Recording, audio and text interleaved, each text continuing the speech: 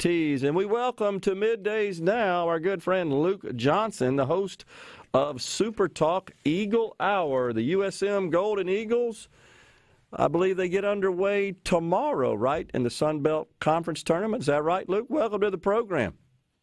Thanks, Gerard. Good to be back. I didn't know if you were going to do that segue from that retirement read straight into Scott Berry or not. But anyway, yeah, good to be with you. That's right. Golden Eagles will play tomorrow. Yeah, they'll play at 12:30. The way the Sun Belt Conference works, there's two play-in single elimination games today.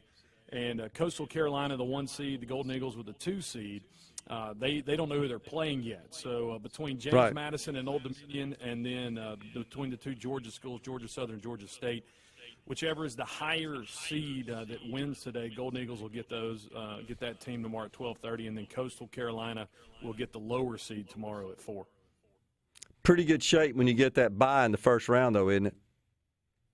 It is, and obviously teams that finish lower in the conference, and you know there's 6 teams that technically get that bye, but in a lot of tournaments, that single elimination, they view it more as like a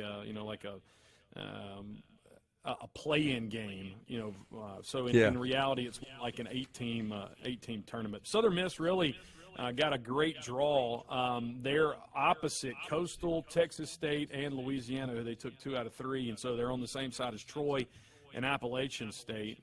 Golden Eagles took 2 of 3 from Troy earlier this year and didn't play Appalachian State. Yeah.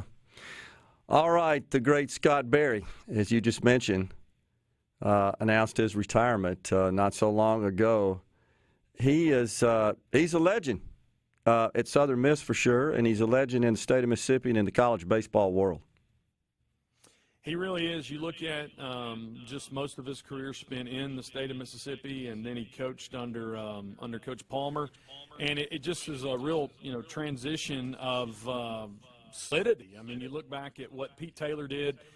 Corky was under him, and then And then and Coach Denson was under him too, and then Coach Palmer was under Coach Denson, Coach Berry under Coach Palmer, and now Ostrander has been under Berry. And so Scott said yesterday in an interview, when you do that, you're able to keep a culture going. You're able to keep expectations.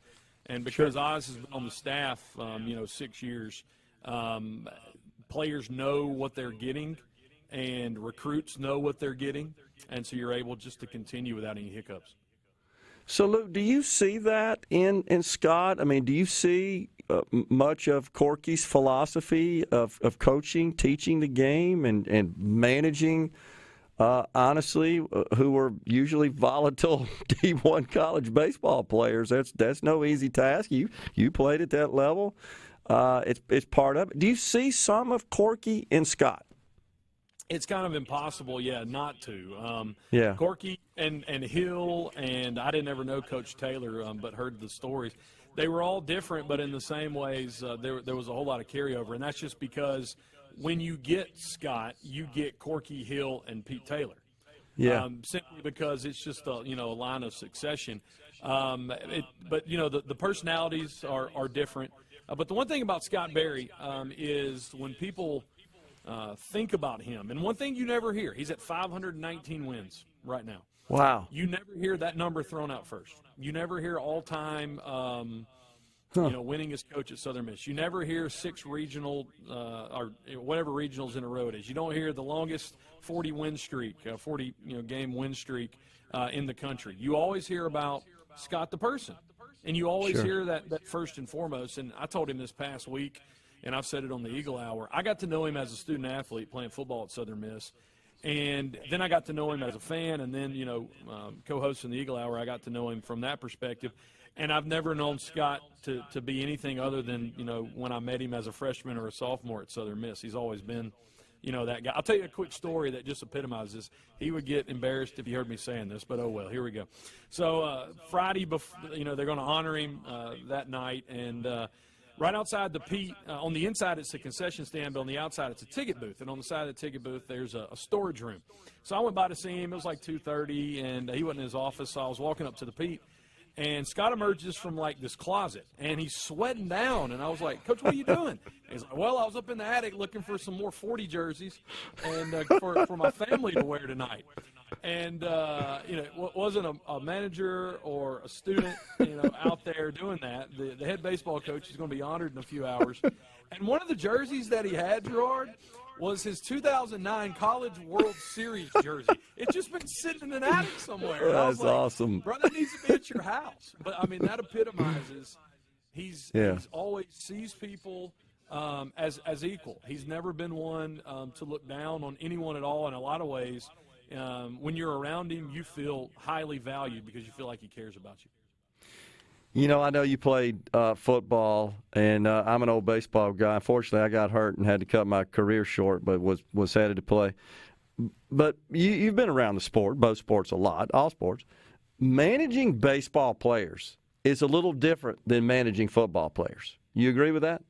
It's different. It's a different coaching approach. It is, because everything leads up to one game. And you've only got, now you've got 12 of them. We only had 11, when I played. If you had 12, if you got to a bowl. But, you got to turn around sometimes in 2 hours or 45 minutes on a doubleheader game or the next day. And football coaches, they want you to sit in it for a little bit if you mess up. Yeah. And they want you to enjoy it a little bit if you do success. Baseball, it's just the opposite. Yeah, exactly. Got to flush it. I used to teach kids all the time. You got to flush it. You cannot, because it happens during the game. You fail during the game. You got to go up to the plate again after striking out the last time.